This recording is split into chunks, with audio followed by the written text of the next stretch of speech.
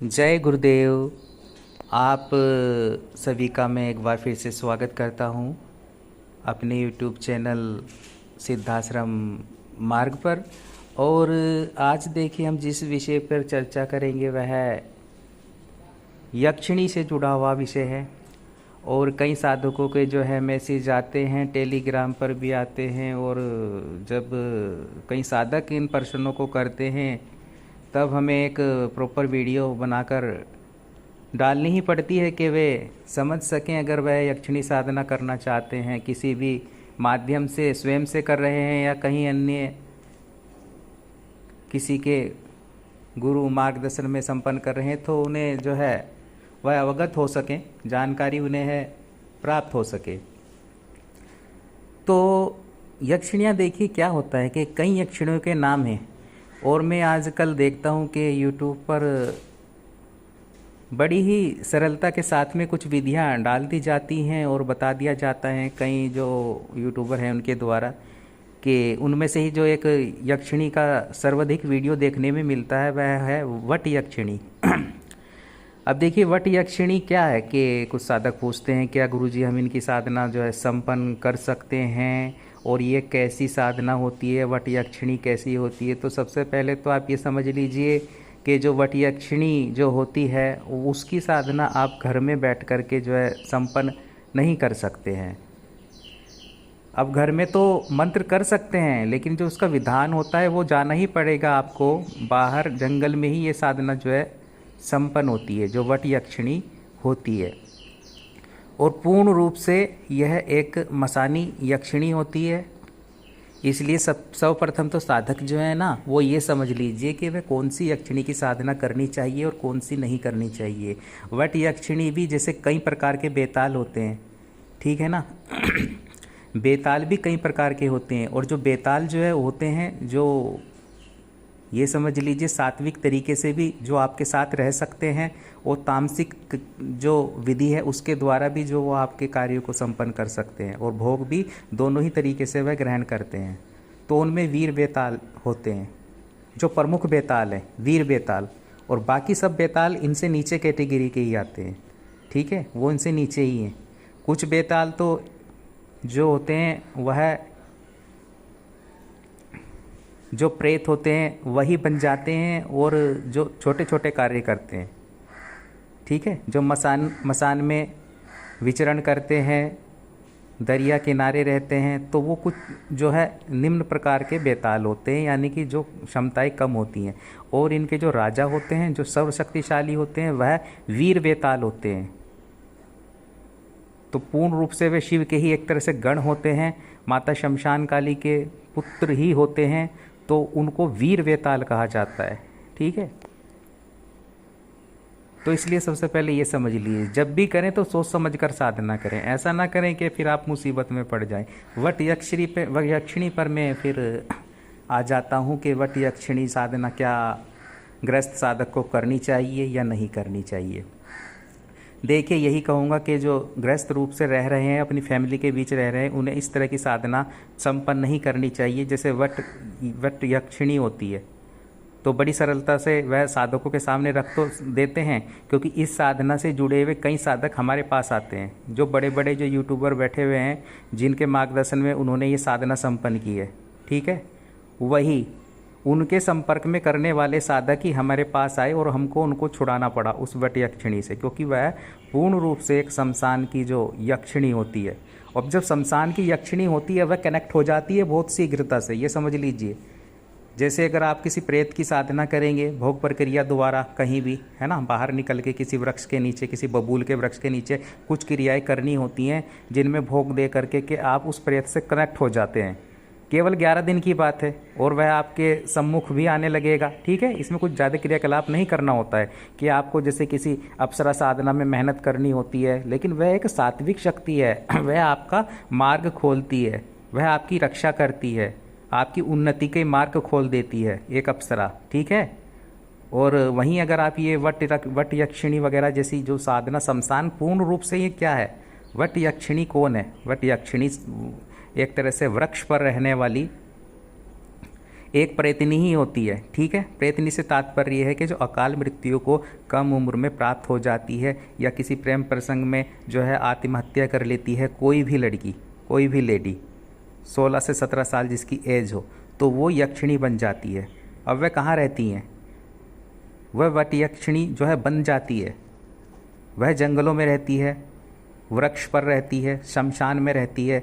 अब ये शीघ्रता से अगर आप इनका जो है स्मरण करोगे और साधना करोगे तो ये शीघ्रता से जो है साधक के साथ में जुड़ जाती हैं। इसमें कोई दो राय नहीं है, शीघ्रता से आपके साथ ये जुड़ जाएगी, लेकिन जो उसमें जो आपको फिर प्रॉब्लम होने लगेगी, इसमें ये चीज़ें सब करती हैं जो आप सुनते हो कि अगर किसी अन्य स्त्री से आप बात करोगे तो इनमें ईर्ष्या भाव इतना हो जाएगा कि आपके साथ में कुछ भी उल्टा सीधा कर सकती हैं, कुछ भी आपके साथ में अनहोनी हो सकती है, आपके परिवार के साथ में होने लगेगी, आपको कष्ट देने लगेगी, आपका धन की हानि करने लगेंगी, आपका सामान घर से कहीं जो है गायब हो जाएगा, जो गहने वगैरह होते हैं और कुछ ऐसा गुप्त सामान होता है जहां आप रख देते हो और वहां से देखा कि गायब हो गया। तो ये ऐसी ऐसी चीज़ें करने लगती है उस साधक के साथ में, अगर पूर्ण रूप से नियंत्रण में नहीं होती है। और ये बताते नहीं हैं, उनको क्या मतलब है, उनको तो आपको एहसास करा देना है। जो साधनाएं दे रहे हैं बड़े बड़े यूट्यूबर बाबा बने बैठे हैं, तो उनको केवल आपको एहसास कराना होता है कि आपने उनको धनराशि दी है, वो आपको एक एहसास करा दे और ऐसी गलत शक्ति आपके साथ जोड़ दे जैसे वट यक्षिणी वगैरह होती हैं। और अधिकतर जो यक्षिणियाँ होती हैं, मैं इसीलिए कहता हूँ कि जब यक्षिणी साधना करें तो श्रेष्ठ यक्षिणी की करें, सोच समझ कर करें। और दूसरी क्रिया क्या करती है, दूसरी आपके साथ संभोग क्रिया भी ये करेगी, नित्य करेगी। और अगर साधक के साथ में ये जुड़ जाती है तब फिर ये हटती नहीं है, एक तरह से उसे पति रूप में ही है अपने मन में स्वीकार करती है, चाहे अपने वचनों में आप इसे किसी भी रूप में स्वीकार करें, लेकिन इसके भाव वही होते हैं, उसी तरीके से साधक को चलाने लगती है। तो इसलिए वट यक्षिणी के विषय में मैं बताना, अवगत करवाना चाहता हूँ और एक्सपीरियंस के आधार पर आपको बता रहा हूँ, ये बातें खुद से नहीं कहीं से ले करके बता रहा हूँ। ठीक है, वट यक्षिणी के कई साधक हमारे पास आए हैं और कई ऐसे यूट्यूबर भी हैं जिनके मैं नाम तो लेना नहीं चाहूँगा यहाँ पर, जो बड़े बड़े अपने दरबार खोले बैठे हैं और उन्होंने वट यक्षिणी की विधि दे दी है और उन्होंने कर ली जा करके, और वह उनके साथ जब कनेक्ट हुई तब वो प्रॉब्लम में पड़ गए। तो अब आप अगर करना चाहते हैं तो यक्षिणी, कई यक्षिणियाँ जो श्रेष्ठ यक्षिणियाँ जो प्रमुख यक्षिणियाँ हैं, आप उनकी साधना कीजिए। वे अप्सरा की बातें जो है आपके मार्ग खोलेंगी, चाहे वह धन से जुड़े हुए मार्ग हों, चाहे वो उन्नति के जुड़े हुए मार्ग हों, चाहे वह प्रेम आपके जीवन में प्रदान करना हो। ठीक है, एक भौतिक और आध्यात्मिक जीवन में पूर्णता प्रदान करती हैं, प्रत्यक्ष और अप्रत्यक्ष रूप से, दोनों ही रूप से जुड़ करके। तो ये ज़्यादा महत्वपूर्ण हो जाता है।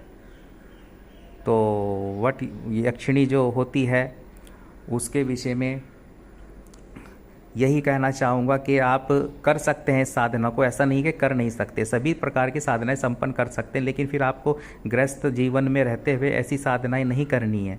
फिर आपका एकांत में रहना जरूरी है कि आप अकेले रहो, एकांत में या तो रह रहे हो या तो परिवार से अलग रह रहे हो। ठीक है,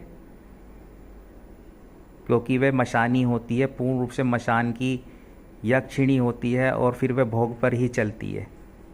जो कह रहे हैं आप ऐसे कर लो, मंत्र से कर लो, फिर वह आपसे कामना करती है, कुछ आपको देगी तो बदले में बहुत कुछ आपसे ले लेती है।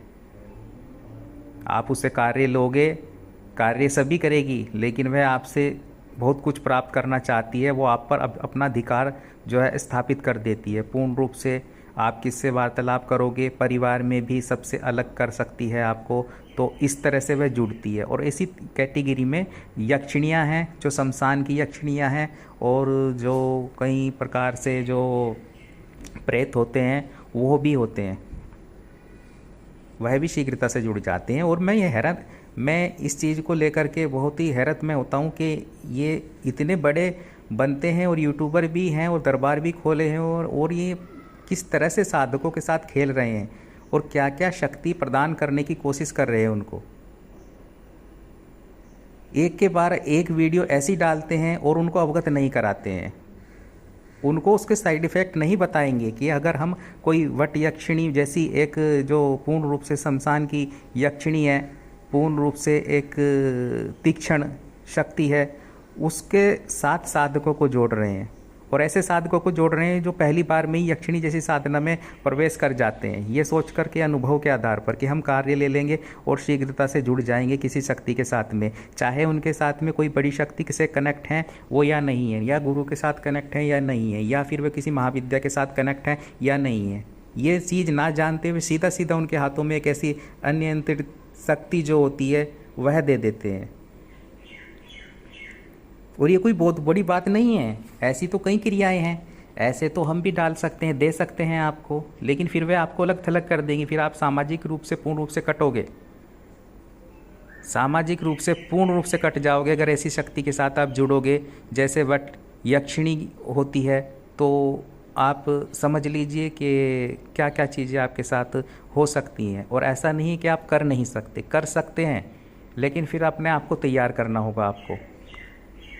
इसलिए जब करें, शक्तियों को मैं अपनी भी हर साधना में जब देता हूँ तो कहता हूँ उसके बारे में पूर्ण जो विवरण बताता हूँ सभी साधकों को कि साइड इफ़ेक्ट क्या क्या हो सकते हैं। विधि देना बहुत आसान है, विधि तो हमने भी दी हुई है साधनाओं की, लेकिन हम पूर्ण तरह से अवगत कराते हैं साधक को कि क्या कैसे आपको करना है, कैसे आपको सुरक्षा रखनी है। एक अप्सरा जैसी साधना में भी हम सुरक्षा देते हैं उनको और एक कनेक्शन जोड़ते हैं साधक का, और वह तो एक यक्षिणी है। ठीक है, सुनने में आसान लगता है कि यक्षिणी है भाई, वट वृक्ष जो होता है वहाँ जाइए, वहाँ साधना कीजिए, बैठिए, वहाँ भोग रख दीजिए, ऐसा करें वैसा करें, बोलने वाला बोल देता है, दे करके आपको विधि चले जाता है, फिर कोई मतलब नहीं है। प्रॉब्लम में पड़ गया वो साधक, फिर फ़ोन नहीं उठाएंगे, गुरुजी बिजी हैं।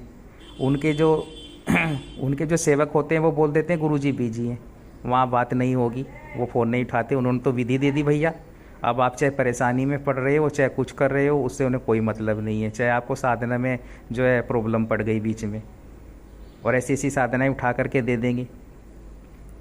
तो ये चीज़ जो है महत्वपूर्ण होती है, इसलिए मुझे को इस पे वीडियो इसलिए बनाना पड़ा क्योंकि इस यक्षिणी से जुड़े हुए ही कई केस जो हमारे पास जो है आए हैं, और हमने उनको जो है सोल्व भी किया है और कुछ जो है छोड़ भी दिया, क्योंकि फिर चक्करों में कौन पड़ता है क्योंकि इतनी आसानी से जो है ये छोड़ती नहीं है उस साधक को। यक्षिणी जैसी शक्ति अगर साधक से कनेक्ट हो जाएगी फिर आप इसे छुटकारा प्राप्त नहीं कर सकते हैं इतनी आसानी से। इसलिए यक्षिणियाँ श्रेष्ठ साधना है, ऐसा नहीं है कि यक्षिणी करनी नहीं चाहिए, लेकिन यक्षिणी जो प्रमुख हैं, जो प्रमुख यक्षिणी हैं, उनकी जो है वह साधना साधक या साधिका को जो है निर्भीक होकर वह उसकी साधना संपन्न कर सकते हैं। लेकिन ऐसी साधनाओं को हाथ में ना लें जो आपके लिए नहीं है, जो ग्रस्त जीवन से जुड़े हुए साधकों के लिए है ही नहीं। तो ये चीज़ें जो है बहुत ही महत्वपूर्ण होती हैं। और धंधा यक्षिणी है, यक्षिणियों में भी जो श्रेष्ठ यक्षिणियाँ हैं, और कई यक्षिणियाँ ऐसी भी हैं जिनकी जो है मैंने भी जो है साधना अपने YouTube चैनल पर डाली हुई है, और मगर वह प्रमाणित विधि द्वारा डाली गई है, पूर्ण सुरक्षा द्वारा डाली गई है साधक की, और पूर्ण रूप से जो है साधक के वह चित्त के अनुकूल ही चलेगी जो यक्षिणी होती है। अब आप एक बात को थोड़ा समझ लीजिए कि यक्षिणी कहाँ विचरण करती है। और कुछ यक्षिणियाँ जिनके नाम, जैसे कि ये यक्षिणी की बात कर रहा हूँ मैं, बट यक्षिणी और इस तरह की कई सारी यक्षिणी, संघारणी यक्षिणी भी है, वट यक्षिणी भी है, और कई तरह की यक्षिणियाँ हैं। कई यक्षिणी तो ऐसी हैं जो मारण क्रिया में जिनका जो है प्रयोग किया जाता है, मारण क्रिया के लिए यक्षिणी का प्रयोग किया जाता है। अब आप सोच सकते हैं, अप्सरा का प्रयोग नहीं किया जा सकता, लेकिन यक्षिणी का किया जा सकता है, क्योंकि यक्षिणी ये कार्य भी करती है, उच्चाटन की क्रिया को भी संपन्न कर देती है और वशीकरण के कार्य भी करती है। तो हर प्रकार से ये कार्य करती है, क्योंकि तामसिक प्रवृत्ति की होती हैं ये यक्षिणियाँ जो होती हैं।